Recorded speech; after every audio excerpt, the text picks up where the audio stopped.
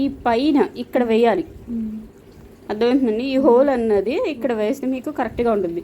ఇప్పుడు ఈ హోల్ని క్లోజ్ చేసేసి పైన వేద్దాం.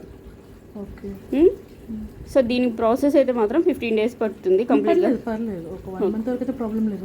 కంప్లీట్గా క్లోజ్ అయిపోయాక అప్పుడు వేద్దాం. సో మీరు నెక్స్ట్ సిట్టింగ్కి వచ్చినప్పుడు స్టడ్ కూడా వేసేస్తాను. ఇప్పుడు వద్దు, ఇప్పుడు ఈ కొంచెం దానికి సెట్ అవ్వదు. సో మీరు స్టిచెస్ కూడా వేయించిన మార్క్స్ కూడా కనిపిస్తున్నాయి. క్యూర్ అవ్వలేదు. ఓకే, ఇప్పుడు నా డౌట్ ఏంటంటే, ఇప్పుడు ఆల్రెడీ ఒక ఎగ్జిస్టెడ్ హోల్ ఉంది కదా, దాన్ని కూడా కలిపేస్తారా లేకపోతే? కలిపేస్తాం కదా, కలిపేసి నార్మల్గా అయిపోయిన తర్వాత పైన వేద్దాం.